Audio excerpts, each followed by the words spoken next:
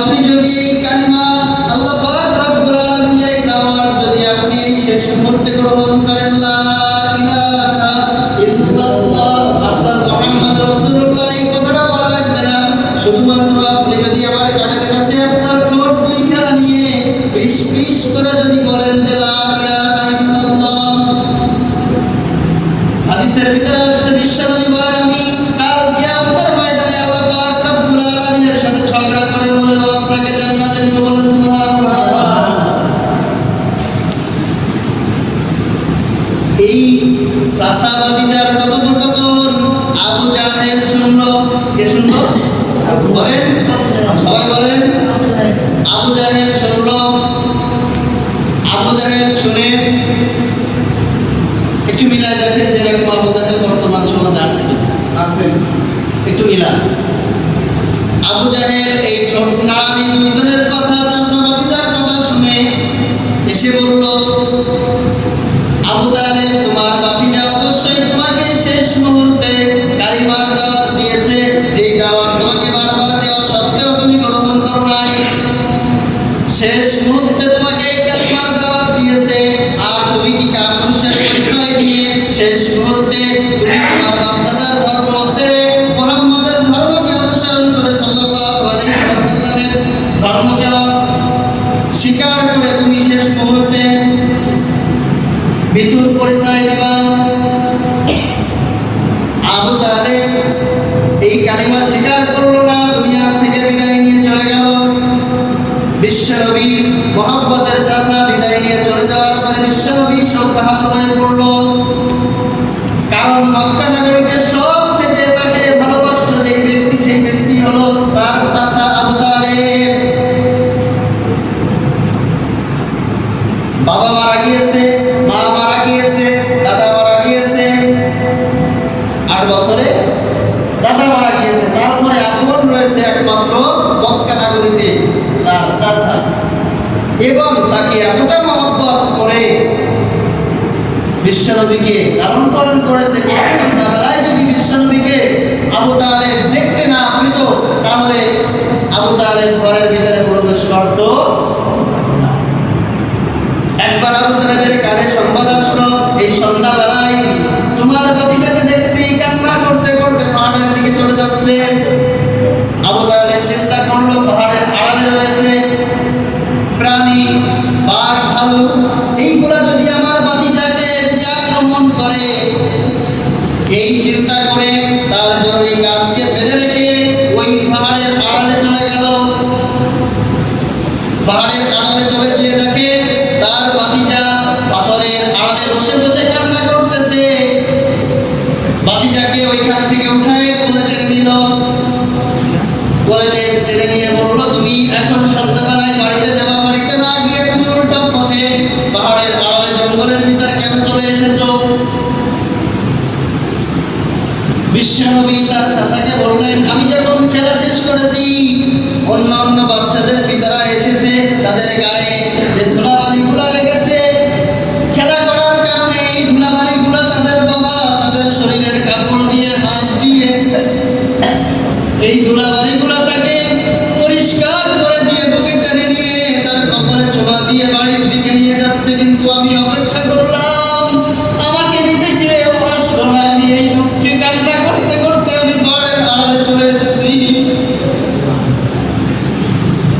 আবু তালেব সেই দিন বলেছিল, এই মক্কা নগরীতে তোমার পিতা হারিয়েছে, মা হারিয়েছে, দাদা হারিয়েছে, সবগুলো ভালোবাসা তুমি আমার কাছ থেকে পাবা।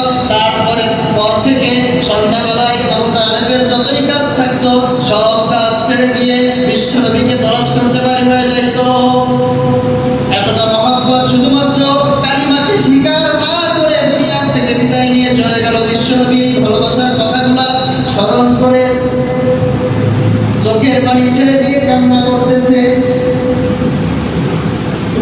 বিশ্বনবী হাত দুইখানা আল্লাহ পাক রব্বুল আলামিনের আরশের দিকে উঁচু করে যখন দোয়া করবে, আল্লাহ পাক রব্বুল আলামিন সাথে সাথে জিবরাইল আলাইহিস সালামের মাধ্যমে ওহী নাযিল করে দিলেন।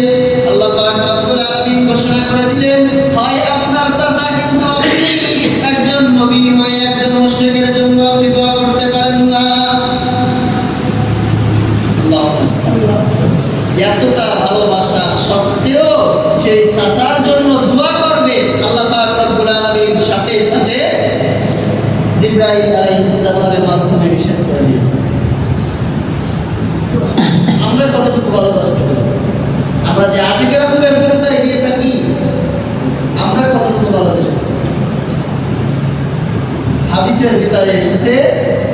বিশ্ব নবীকে আদর করে স্নেহ দিয়ে ভালোবাসা দিয়ে এতটা মহব্বত করতেন যে আবু তালেবের একমাত্র পায়ের তালু ব্যতীত আর কোনো শরীরের অঙ্গ ছিল না যে নবীজির শরীরের সাথে তার শরীরের কোনো স্থান ছোঁয়া পায় না।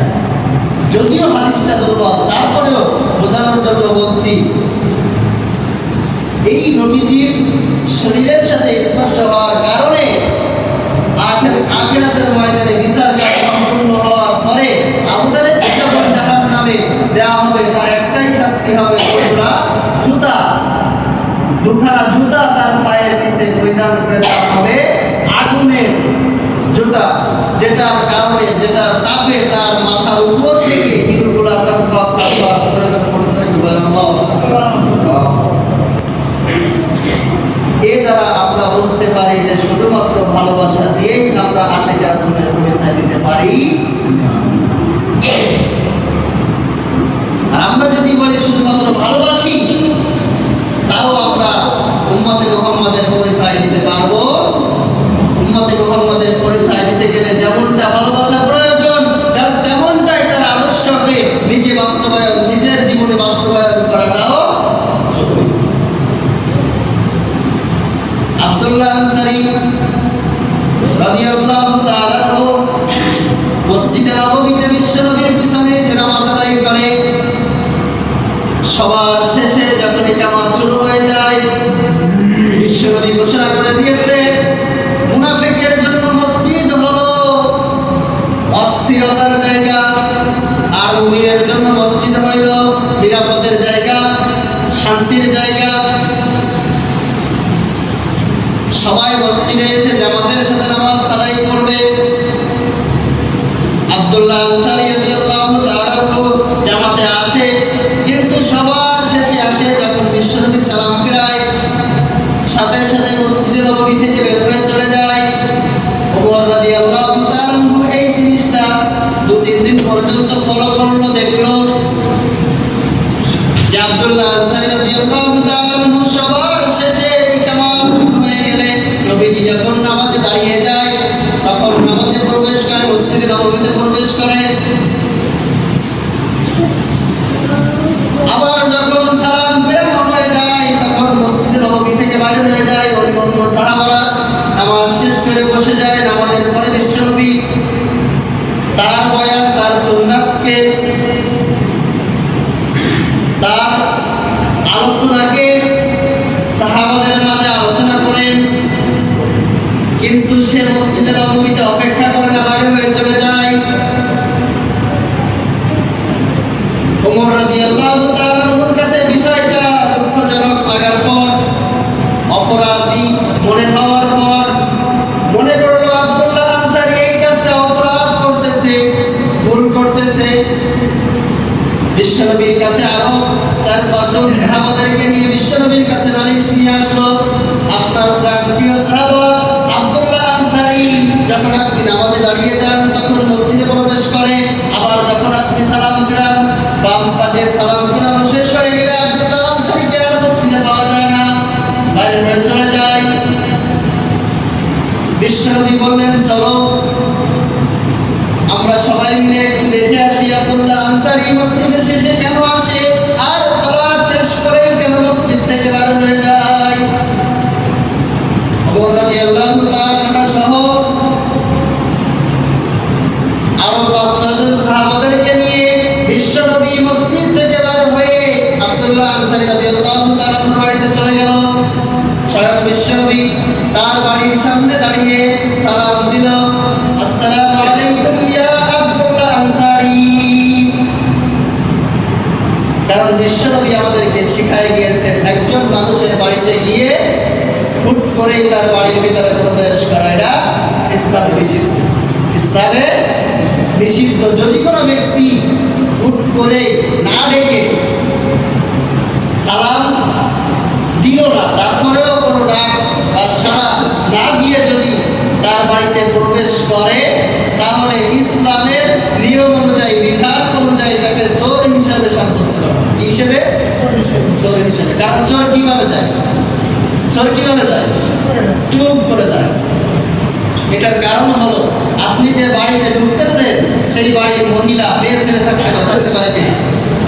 তারা বাড়িতে পর্দার বাহিরে গিয়ে তাদের নিজস্ব ভাবে তারা বাড়ির ভিতরে থাকতে পারে বাড়িতে। এই কারণে আপনি তার বাড়িতে ইচ্ছা মতো প্রবেশ করতে পারেন না।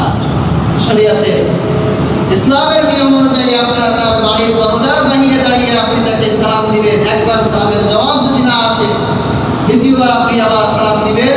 দ্বিতীয়বার যদি জবাব না আসে আপনি দ্বিতীয়বার সালাম দিবেন। তৃতীয়বারেও যদি ওই বাড়ি থেকে সালামের জবাব যদি না আসে তাহলে আপনি আর ওই বাড়ির সামনে অপেক্ষা করতে পারবেন। আপনার পিছনে চলে আসছে, পিছনে চলে আসছে। বিশ্বনবী আব্দুল্লাহ আনসারী রাদিয়াল্লাহু তাআলা আনহুর বাড়ির সামনে দাঁড়িয়ে প্রথমবার সালাম দিলেন, সালামের জবাব আসে না। দ্বিতীয়বার সালাম দিলেন, সালামের জবাব আসে না। বিশ্বনবী একটু কষ্ট পাইল, একটু রাগান্বিত হয়ে গেল। দ্বিতীয়বার সালাম দিলেন, বাড়ির থেকে সালামের জবাব আসে না। বিশ্বনবী সাহাবাদেরকে নিয়ে মাত্রই বাড়ি থেকে ফিরে আসবেন, এর ভিতরে একটা চাদর শরীরের ভিতরে পরিধান করতে করতে আব্দুল্লাহ আনসারী বিশ্বনবীর সামনে এসে মাথাটাকে নত করে দিয়ে বলতেছেন, ইয়া রাসূলুল্লাহ, ইয়া হাবিবাল্লাহ, আপনি আমাকে ক্ষমা করে দেন। বিশ্বনবী বললেন, তুমি কি জানো না আমি যদি কোনো ব্যক্তির উপরে রাগান্বিত হয়ে যাই, আমি যদি কোনো ব্যক্তির কর্মের কারণে যদি কষ্ট পাই তাহলে তার জন্য জান্নাত হারাম হয়ে যায়, জাহান্নাম ওয়াজিব হয়ে যায়। আব্দুল্লাহ আনসারী বললেন, ইয়া রাসূলুল্লাহ, ইয়া হাবিবাল্লাহ, আপনি আমার যে আপনার সালামের জবাব কেন দিতে পারেন না? এই ঘটনা আপনি শোনার পরে যদি মনে হয় আমি ভুল করেছি তাহলে আপনি আমাকে শাস্তি প্রদান করবেন। বিশ্বনবী বললেন, শুধুমাত্র একটা ভুল না, যে কারণে তোমার বাড়িতে এসেছি, তোমার নামে অভিযোগ এসেছে, তুমি মসজিদে সবার শেষে প্রবেশ করো, আবার মসজিদ থেকে সালাম ফেরানো শেষ হয়ে গেলে আর বসো না, তুমি তাড়াতাড়ি করে বাইরে হয়ে যাও। তুমি কি জানো না মসজিদে একমাত্র মুনাফিকরাই বেশি সময় থাকতে পারে না। আমাদের ভিতরে এরকম মুসল্লি আছে কিনা? এরকম মুসল্লি আছে কিনা? বলে জুমার দিন যদি মিলাদ না থাকে, 2 রাকাত নামাজ শেষ হলেই বাকি যে মুসল্লিরা বাদাল জুমা বলেন, সুন্নাত বলেন, নফল বলেন, আপনি যাই বলেন না কেন, পরে নামাজ আছে কিনা? জুমার নামাজের পরে আছে, পরে নামাজ আছে কিনা? আছে। যারা পিছনে যে মুসল্লিরা দাঁড়ায়, আমিও অনেক ক্ষেত্রে যখন নামাজ পড়াই নাই, দায়িত্ব নাই, অনেক ক্ষেত্রে দেখা গেল সফরে গেছি বা কোনো জায়গায় কাজে গেছি, পিছনে যে দাঁড়াইছি, নামাজ শেষ হয়ে গেছে, এখন যে আমি সুন্নাতের নিয়াত করব, দাঁড়ায় আছি, মানুষ বাইর হচ্ছে হতে হতে হতে হতে ভিতরের মানুষের নামাজ শেষ হয়ে যাচ্ছে, মানুষ চলে যাচ্ছে। এরকম মুসলমান যদি আমাদের ভিতরে থাকে, অবশ্যই সতর্ক হয়ে যাবেন যে মুনাফিকরা বেশি সময় পর্যন্ত মসজিদে থাকতে পারে। ফরজ এই 2 রাকাত জুমার সালাতের পরে আপনি যদি 4 রাকাতও যদি বাদাল জুমা পড়েন বা 2 রাকাত যদি আপনি পড়েন, আপনি যাই পড়েন না কেন, 4 রাকাত পড়েন, 2 রাকাত পড়েন, 6 রাকাত পড়েন, কত মিনিট সময় লাগতে পারে? 1 ঘন্টা। কয় মিনিট লাগতে পারে? 5 মিনিট, 7 মিনিট, সর্বোচ্চ 10 মিনিট। কেন আমরা মিছিল দিয়ে বাড়িতে চলে যাচ্ছি? আমরা কি আর যাবো? যুবকরা সারাদিন আপনারা কি জুমার সালাত শেষ হলেই দৌড়ায় চলে যাবে? হয়তো বা এই পর্যন্ত বাইরে হয়ে গেছেন, জানতেন যে জুমার এই ফরজ 2 রাকাতের পরে আর কোনো সালাত নাই, কিন্তু আজকে আপনাদেরকে জানিয়ে দিলাম যে এরপরে 2 রাকাত 4 রাকাত নামাজ না পড়ে আপনারা এই জুমা ফরজ সালাত আদায় করে বাইরে হয়ে চলে যাবেন। বিশ্বনবী এই কথা, এই অভিযোগ আব্দুল্লাহ আনসারী শোনার পর চোখের পানি ছেড়ে দিয়ে বললেন, সালাত আদায় করার মতো আমার কাছে একটাই মাত্র পোশাক রয়েছে, এই চাদর। যেই চাদরটা পরিধান করে আপনার সামনে এসেছি, যেই চাদরটা পরিধান করে আমি মসজিদে যাই সালাত আদায় করতে, আমার বাড়িতে সালাত আদায় করার মতো উপযুক্ত আর কোনো কাপড় নাই। যখন আমি বাড়ির বাহিরে যাই অথবা মসজিদে সালাত আদায় করতে যাই, আমার ঘরের ভিতরে একটা গর্ত আছে, বুক পর্যন্ত একটা গর্ত আছে। খুব খেয়াল করে শুনবেন, ঘরের ভিতরে আমি বুক পর্যন্ত একটা গর্ত করেছি। আমি যখন বাড়ির বাহিরে যাই আমার স্ত্রীকে গর্তের ভিতরে রেখে যাই যেন পরস্তরফ হয়ে না যায়। আমি যখন মসজিদে আমারও মনে চাই নামাজ শেষ করে আপনার আলোচনা শুনি, কিন্তু যখন আমি নামাজ বাম পাশে সালাম ফিরাই তখন আমার অন্তরের ভিতরে এই প্রশ্ন চলে আসে, হে আনসারী, তুমি একমাত্র জান্নাতে যাইতে পারবে না, জাহান্নাম থেকে বাঁচতে পারবে না।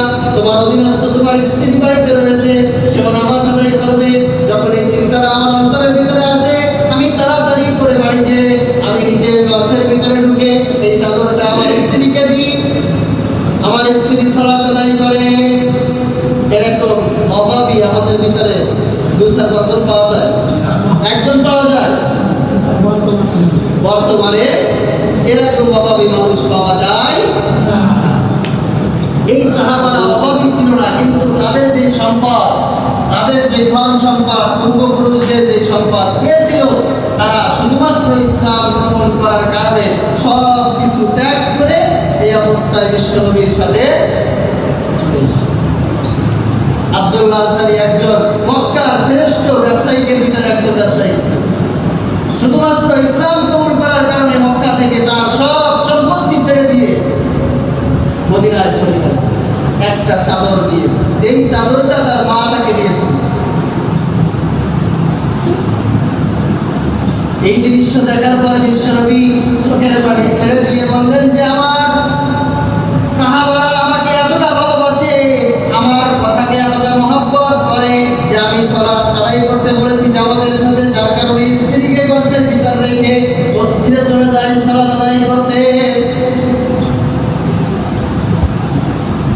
বিশ্বনবী যে ভুল বুঝে আব্দুল্লাহ আনসারীর উপরে রাগান্বিত হয়েছিলেন, বিশ্বনবী অপরদিকে আব্দুল্লাহ আনসারীকে দোয়া করে মসজিদের তার বাড়ি থেকে মসজিদের নববীর দিকে রওনা হলেন।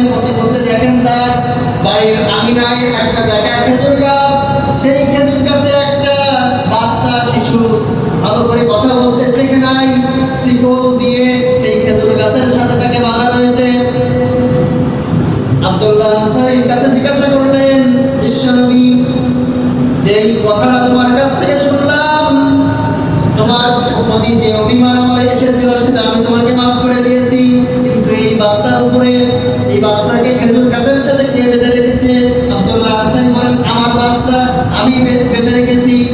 বিশ্বনবী রাগান্বিত হয়ে বললেন, তুমি এই বাচ্চার উপরে জুলুম করতেছো, আল্লাহ পাক রব্বুল আলামিন তোমাকে ক্ষমা করবে না। আব্দুল্লাহ আনসারী আবার চোখের পানি ছেড়ে দিয়ে জমিনে পড়ে গিয়ে বিশ্বনবীকে বললেন, আমি যখন বাড়ির বাইরে চলে যাই আমার স্ত্রী থাকে কোথায়? গর্তের ভিতরে, যাতে খরচ তরফ না হয়। আমার বাচ্চা সেই সুযোগ পেয়ে বাড়ির বাইরে গিয়ে এই খেজুর গাছের নিচে চলে আসে, খেজুর গাছ থেকে পাকা খেজুর পড়ে, আর ওই বাচ্চা শিশু না বুঝে না জেনে ওই খেজুরগুলা মুখে দেয়। এই খেজুর গাছের মালিক আমি না, একজন ইহুদি। আমি আপনার মুখ থেকে শুনেছি একজন ইহুদির খাবার হোক, একজন মুসলমানের খাবার হোক, তার খাবার না বলে খাওয়া এটা হারাম। আর আমি চাই না আমার সন্তান তার শরীরের রক্ত মাংস হারাম দিয়ে গড়ে ওঠে। এই কারণে আমি বাচ্চা শিশুকে এই গাছের সাথে বেঁধে রেখে দিই। আমরা কি ত্যাগ করছি? আমরা যে বলি ভালোবাসি এটা শুধুমাত্র আমরা এই চামড়া মুখ দিয়ে বলি। যদি বলি আপনার বিশ্বনবীর জন্য বা ইসলামের জন্য আপনার সম্পদের একটা অংশ কুরবানি করতে হবে, সেই সময় দেখা যায় যে কতটুকু আমরা পাচ্ছি। অনেক ক্ষেত্রে অনেক আশিকাই রাসূল দাবি কিন্তু মানুষগুলা অনেক সময় বলে থাকে যে হুজুরদের দান্দাই হলো আলোচনা করে আমাদের পকেট থেকে টাকা হয়, এরকম অনেক সময় বলে। কিন্তু শুধুমাত্র এই কথাটাই বোঝাইতে চাই যে নবীজির চাচা আবু তালেব নবীজিকে ভালোবেসেছিল, আবু লাহাব নবীজিকে ভালোবেসেছিল, কিন্তু অপরদিকে হামজা রাদিয়াল্লাহু তাআলা বিশ্বনবীকে ভালোবেসেছিল। নবীজির আরো এক চাচা বিশ্বনবীকে ভালোবেসেছিল। পার্থক্য হলো আবু তালেব আবু লাহাব এরা শুধুমাত্র ভালোবেসেছে, কিন্তু নবীজির আদর্শকে বাস্তবায়ন তাদের জীবনে করে নাই, গ্রহণ করে নাই। যার কারণে বিশ্বনবী তাদের মৃত্যুর সংবাদ পেয়ে তাদেরকে দোয়া করার জন্য হাত উঠালে আল্লাহ পাক রব্বুল আলামিনের ওহীর মাধ্যমে আল্লাহ পাক রব্বুল আলামিন নিষেধ করেছে। অপরদিকে আল্লাহ পাক রব্বুল আলামিন সেই ব্যক্তিদের উপরে রাদিয়াল্লাহু আনহুম ওয়া রাদু আনহু স্বয়ং আল্লাহ পাক রব্বুল আলামিন তাদের উপরে প্রশংসা করেছেন। এই দ্বারা আমরা বুঝতে পারি যে শুধুমাত্র ভালোবাসা দিয়ে সীমাবদ্ধ থাকলে আমরা আমাদের পরিচয় দিতে পারবো। প্রথমে যে কথাটা বলেছিলাম যে বিশ্বনবী রওজা মুবারকে যদি আমরা সালাম পৌঁছাই আর যদি ওই সালামের জবাব বিশ্বনবী যদি সালামের জবাব দেয়, হাদিসের ভিতরে আসছে বিশ্বনবী বলেন তার সালাম আমার কাছে আসার সাথে সাথে আমি তাকে সালামের জবাব দিয়ে দিই। শুধুমাত্র তাই নয়, তার উপরে আখিরাতের ময়দানে সুপারিশ করা আমার জন্য ওয়াজিব হয়ে যায়। আমরা যদি বিশ্বনবীর আদর্শকে আমাদের জীবনে বাস্তবায়ন করে আমরা যদি এই বাংলার জমিন থেকে এই লড়ালির এই ফুটিমারি গ্রাম থেকে বসে যদি আমরা আসসালামু আলাইকা ইয়া রাসূলুল্লাহ এবং দুরূদ শরীফ পাঠ করতে পারি, আল্লাহ পাক রব্বুল আলামিন আমাদের এই সালামকে ফেরেশতাদের মাধ্যমে রওজা মুবারকে পৌঁছায় দিবেন। বলেন সুবহানাল্লাহ। আল্লাহ পাক রব্বুল আলামিন যেন আমাদেরকে বিশ্বনবীকে ভালোবেসে বিশ্বনবীর আদর্শকে আমাদের জীবনে বাস্তবায়ন করার তৌফিক দান করেন। আমিন। শুধুমাত্র খাওয়াটাই সুন্নাত নয়, একেবারে সংক্ষিপ্ত আকারে ছেড়ে দিই। বর্তমানে দেখা যায় যারাই বলে যে আমরা আশিকে রাসূল তারা শুধুমাত্র খাওয়ার ভিতরে সুন্নাত ঢুকায় ঢুকায় বলে খাওয়াটা কিভাবে বেশি খাওয়া যায়। দেখেন সবে মেরাজ আমরা বলি ইবাদত, তারা বলে মিলাদ মাহফিল, খাওয়ার দাওয়া। সবে বরাত সব কিছু ছেড়ে দিয়ে খেচড়ি মানে খাওয়া